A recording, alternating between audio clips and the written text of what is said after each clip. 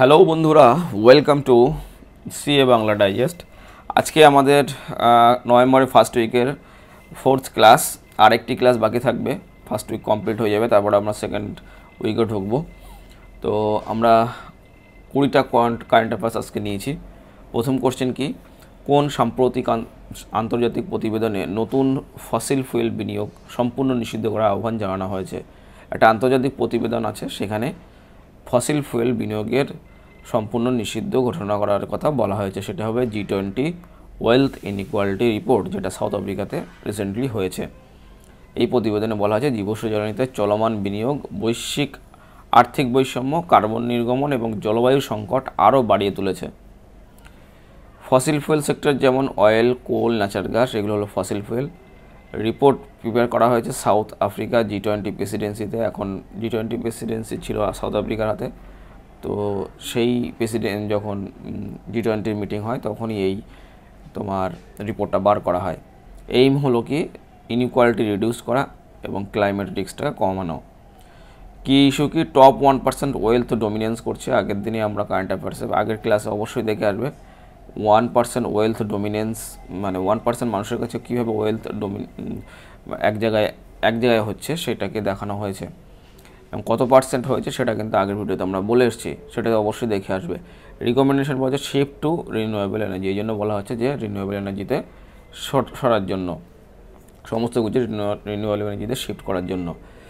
QS Asia university ranking 2026, ভারতীয় প্রতিষ্ঠানগুলির মধ্যে শীর্ষে কোনটি রয়েছে?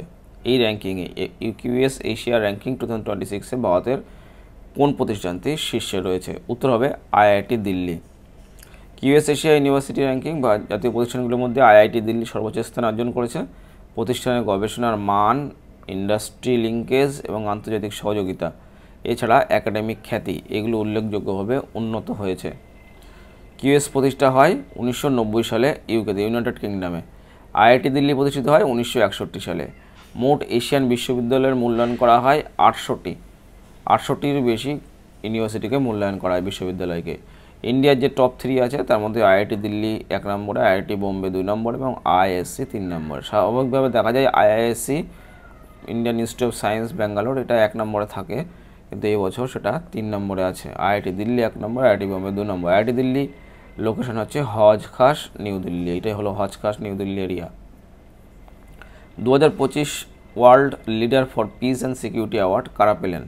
উত্তর হবে শ্রী শ্রী রবিশঙ্কর। ইনি প্রথম 2025-এর world leader for peace and security award পেয়েছেন। আন্তর্ধর্মীয় সংলাপ এবং মানবিক উদ্যোগে অবদানের জন্য তাকে এই পুরস্কার দেওয়া হয়েছে।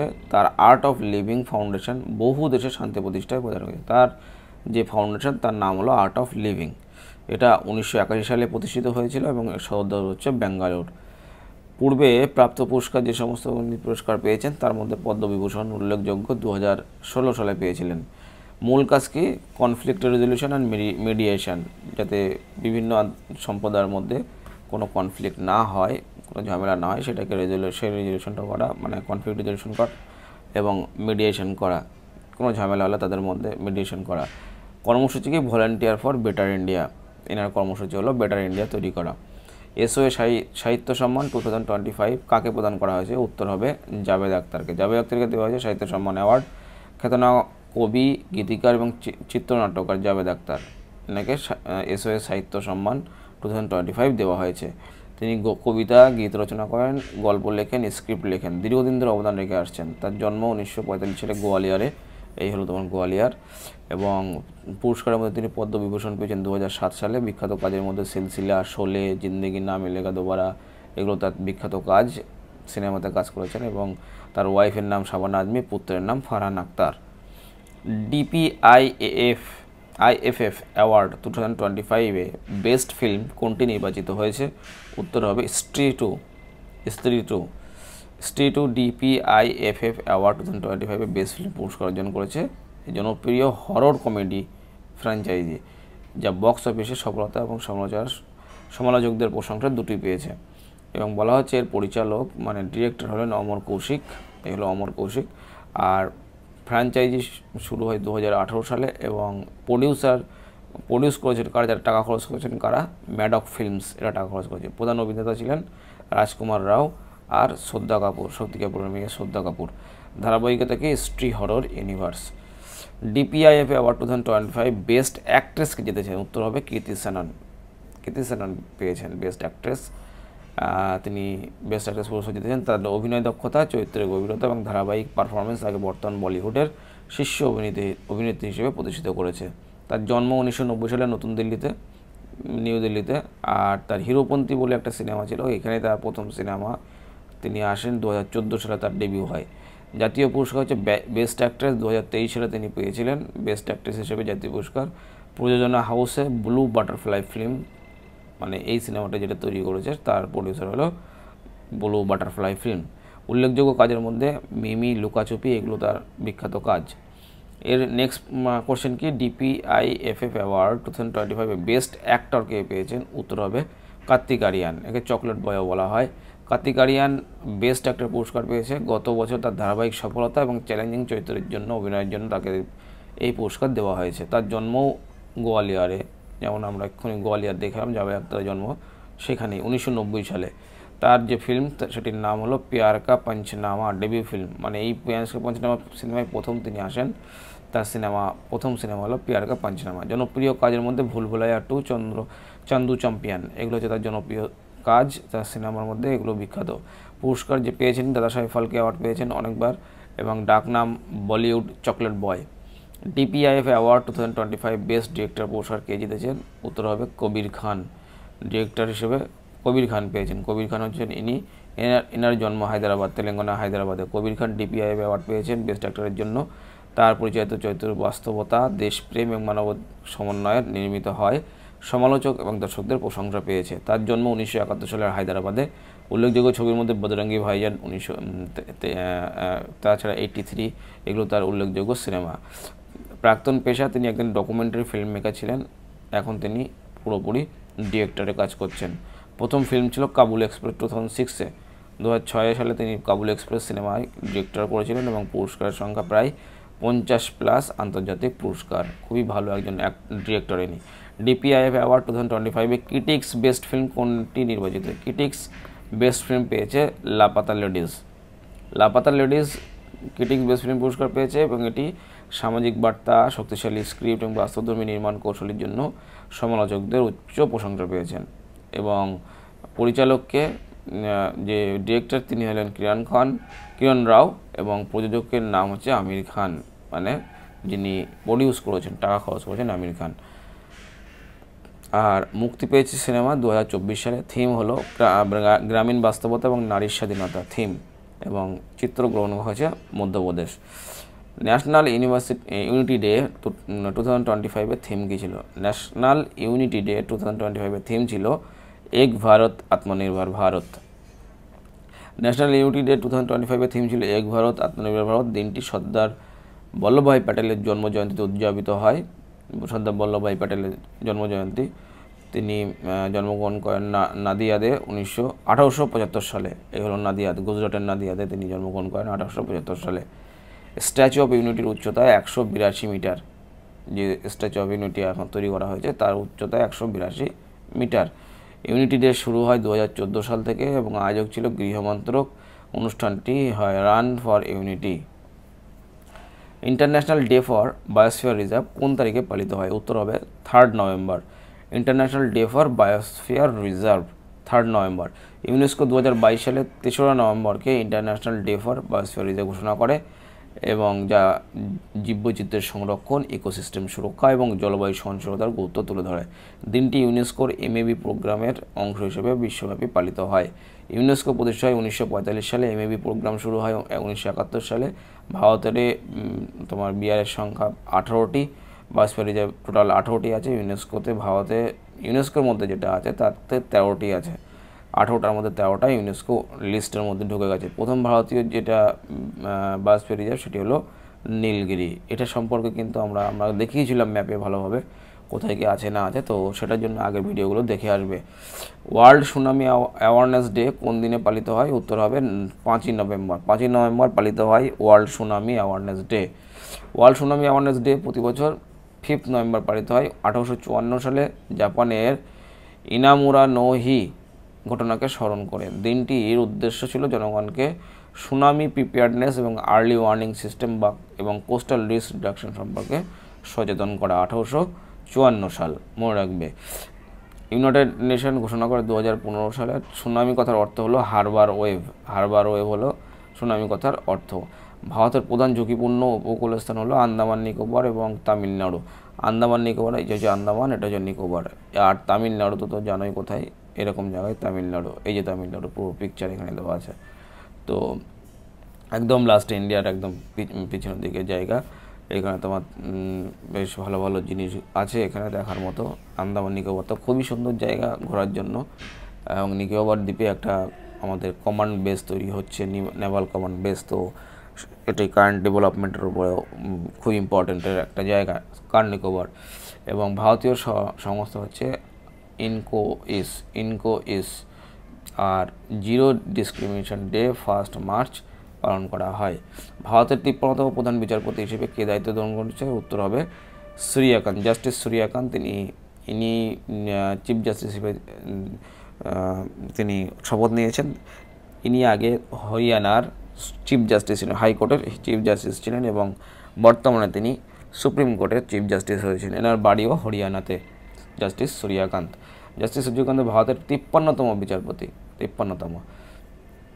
আর সুপ্রিম কোর্ট প্রতিষ্ঠা হয় 1950 সালে। প্রথম সিজিআই ছিলেন এইজে কানিয়া কি সেটা আমরা কেমন ছিলেন দেখতে, সেগুলো কিন্তু আমরা আগের ভিডিওতেও আলোচনা করেছি। বিচারপতির সংখ্যা এখন সিজিআই প্লাস 33 জন জাজ এবং চিফ জাজ এবং এক চিফ জাস্টিস অফ ইন্ডিয়া, তিনি কলেজিয়ামের প্রধান হচ্ছেন। টোটাল 34 জন এখন জাজ আছে, প্রধান জাজ। সিজিআইয়ের মেয়াদ হলো 65 বছর অথবা রিটায়ারমেন্ট, যে কোনো যেটা আগে হবে সেটা। বিআইএস-এর নতুন ডিরেক্টর জেনারেল হিসেবে কাকে নিযুক্ত করা হয়েছে? উত্তর হবে Sanjay Garg. Bureau of Indian standard বলা হয় বিআইএস। সঞ্জয় গর্গ ভারতীয় মান সংস্থা বিআইএস-এর নতুন ডিরেক্টর জেনারেল হিসেবে নিযুক্ত হয়েছেন। বিআইএস দেশের স্ট্যান্ডার্ডাইজেশন, কোয়ালিটি সার্টিফিকেশন এবং হল মার্কিং এবং ভোক্তা সুরক্ষায় গুরুত্বপূর্ণ ভূমিকা পালন করে। বিআইএস-এর সম্পূর্ণ রূপ হচ্ছে ব্যুরো অফ ইন্ডিয়ান স্ট্যান্ডার্ড। প্রতিষ্ঠা হয় 1987 সালে বিআইএস অ্যাক্ট দ্বারা। নতুন আইন বিআইএস অ্যাক্ট 2016, এটা তোমার বিআইএস অ্যাক্ট অ্যামেন্ডমেন্ট করা হয়েছে নতুন আইন হিসাবে। প্রতিষ্ঠা হয়েছিল 1987 সালে। হেডকোয়ার্টার কোথায়? নতুন দিল্লিতে। বিআইএস-এর হেডকোয়ার্টার হচ্ছে নিউ দিল্লিতে। Headquarter new Delhi. Total regional office হচ্ছে 5টা এবং টোটাল ব্রাঞ্চ অফিস হচ্ছে 41টা। টোটাল লোকেশন 33টা এবং টোটাল ল্যাব হলো 33টা। এবং ইন্ডিয়ান হলমার্কিং বাধ্যতামূলক গোল্ড জুয়েলারি কিন্তু বিআইএস-এর মাধ্যমেই করা হয়। এফএআই এর নতুন চেয়ারম্যান হিসেবে কাকে নির্বাচিত করা হয়েছে? উত্তর হবে S Shankar Subramaniam. Fertiliser association India, FAI যেটা বলছে, এফআই এর নতুন চেয়ারম্যান যে, এফআইআর মানে হচ্ছে ফার্টিলাইজার অ্যাসোসিয়েশন অফ ইন্ডিয়া, নতুন চেয়ারম্যান হিসেবে নির্বাচিত হয়েছেন। সংস্থাটি দেশ জুড়ে সার শিল্পের নীতি, গবেষণা, উৎপাদন ও বিতরণ সমন্বয় করে। এফএআই এর প্রতিষ্ঠা হয় 1955 সালে এবং সদর দপ্তর হচ্ছে নিউ দিল্লি এবং মূল sector fertiliser, soil nutrients. Indian major fertiliser urea, DAP, MOP, nano urea প্রস্তুতকারী হচ্ছে ইফকো সম্পর্কে আমরা আগের দুটো ক্লাসেই পড়িয়েছি। তানজানিয়ার রাষ্ট্রপতি হিসেবে কে দ্বিতীয়বার শপথ নিলেন? উত্তর হবে সামিয়া সুলুহু হাসান। ইনি একজন মহিলা রাষ্ট্রপতি হিসেবে দ্বিতীয়বার শপথ গ্রহণ করেছেন, দেশের প্রথম মহিলা রাষ্ট্রপতি।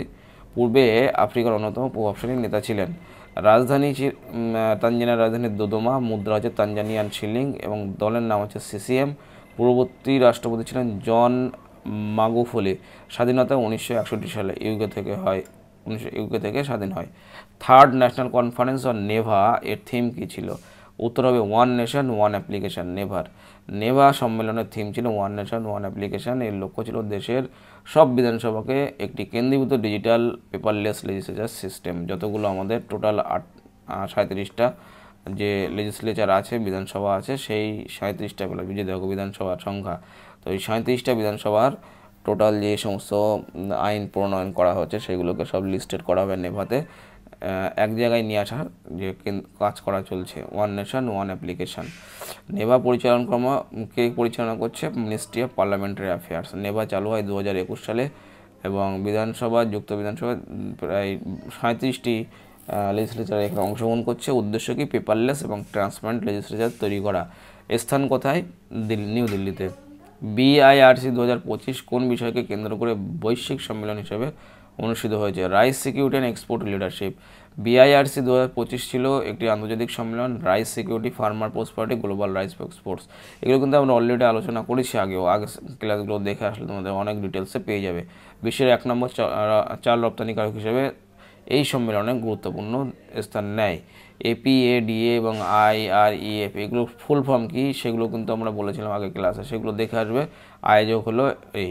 আর স্থান ভারত মণ্ডপম, নিউ দিল্লি। কোথায় সেটাও আমরা দেখিয়েছিলাম ম্যাপে। অংশগ্রহণকারী দেশ 80 বেশি দেশ অংশগ্রহণ করেছে। ইন্ডিয়ার র্যাঙ্ক ওয়ার্ল্ডের নাম্বার 1 রাইস এক্সপোর্টার ইন্ডিয়া।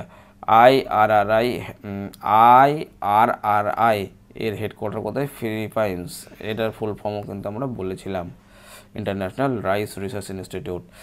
তো আগের ক্লাসগুলো অবশ্যই দেখে আসবে। ISA অ্যাসেম্বলি, এটাও আমরা আগে করিয়েছি। ISA এর ফুল ফর্মও বলেছিলাম। এর বিষয়টি আলোচনা করার প্রধান কেন্দ্র ছিল global solar grid. One sun one world one grid. One sun one world one grid. ISA এর প্রতিষ্ঠা হয় ইন্টারন্যাশনাল সোলার অ্যাসোসিয়েশন 2015 সালে। Paris COP21 conference of parties 21 হয়েছিল প্যারিসে 2015 সালে, সেখানে প্রতিষ্ঠা হয়েছিল ISA। সদস্য দেশ হচ্ছে এখন 116+। এর সদর দপ্তর হচ্ছে ইন্ডিয়ার গুরুগ্রামে। সহ-প্রতিষ্ঠা হচ্ছে ইন্ডিয়া এবং ফ্রান্স, দুজনে এর সহ-প্রতিষ্ঠাতা। এর মিশন কি? সোলার পাওয়ারের গ্লোবালাইজেশন করা। এবং লাস্ট যে কোশ্চেন আজকের, প্রথম ইন্টারন্যাশনাল সহোদয়া কনফারেন্স কোথায় অনুষ্ঠিত হয়? উত্তর হবে দুবাই। দুবাইয়ে প্রথম এই ইন্টারন্যাশনাল সহোদয়া কনফারেন্স অনুষ্ঠিত হয়েছিল। ইন্টারন্যাশনাল সহোদয়া কনফারেন্স অনুষ্ঠিত হয় দুবাইতে। CBSEর অধীন শতাধিক বিশ্ববিদ্যালয় অংশগ্রহণ করে। School collaboration, curriculum innovation, digital learning এই বিষয়গুলো নিয়ে আলোচনা করা হয়। সহোদয়া কনসেপ্ট ইন্ট্রোডিউস করা হয় 1986 সালে CBSEর মাধ্যমে, এবং এর অর্থ হচ্ছে রাইজিং টুগেদার সহোদয়ার। CBSE হেডকোয়ার্টার কোথায়? নিউ দিল্লিতে। প্রধান আলোচ্য বিষয় হলো NEP 2020 অ্যালাইনমেন্ট। প্রথম আন্তর্জাতিক সংস্করণ 2025 সালে দুবাইয়ে হয়েছিল।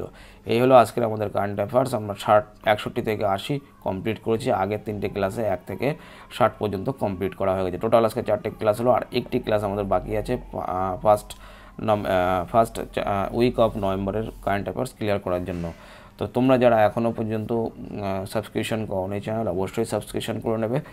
আর এর বাইরে আমাদের আরও 2টি চ্যানেল আছে, দীক্ষা, এবং আমরা অলরেডি ক্লাস দিতে শুরু করে দিয়েছি, দীক্ষা এবং দ্য সিভিল ফিউশন। এই 2টি চ্যানেল অবশ্যই জয়েন করে নেবে। সিভিল ফিউশন হচ্ছে only for WBCS and UPSC, একদম স্পেসিফিক।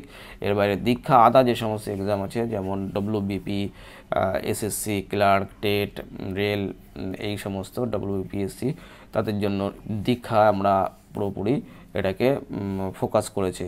তো তোমরা এই 3টি চ্যানেলই সাবস্ক্রিপশন করে নেবে, আর সাবস্ক্রিপশন করতে অবশ্যই ভুলবে না। যদি ভিডিও ভালো লাগে তবে একটা লাইক অ্যান্ড শেয়ার করে যাবে, আর যদি কোনো ফিডব্যাক থাকে তাহলে অবশ্যই কমেন্ট করে জানাবে। আজকে এই পর্যন্তই, দেখা হচ্ছে আগামী ভিডিওতে।